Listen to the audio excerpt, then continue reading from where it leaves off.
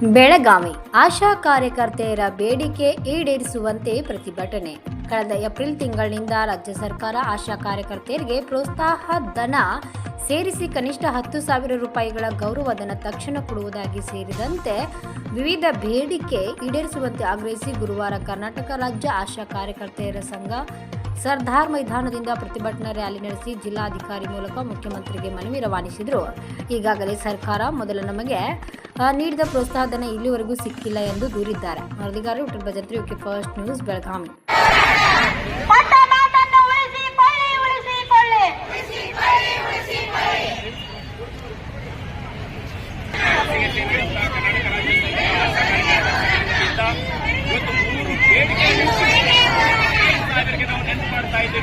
ಮಾನ್ಯ ಸಿಎಂ ಸಾಹೇಬ್ರೆ, ಕಳೆದ ಜನವರಿ ತಿಂಗಳಲ್ಲಿ ನೀವೇನು ಹತ್ಕೊಟ್ಟಿದ್ರಿ, ನೀವು ಜಾರಿಗೆ ಏಪ್ರಿಲ್ ಹೇಳಿದ್ರಿ. ಆದ್ರೆ ಈವರೆಗೂ ಆದೇಶದ ಮಾತಿಲ್ಲ. ನಮಗೆ ಹಾಗಾದ್ರೆ ಏಪ್ರಿಲ್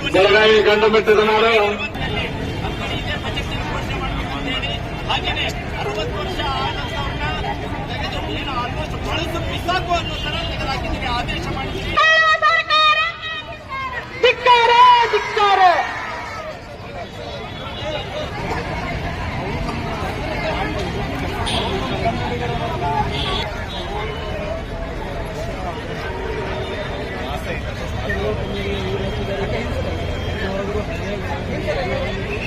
ನಾವು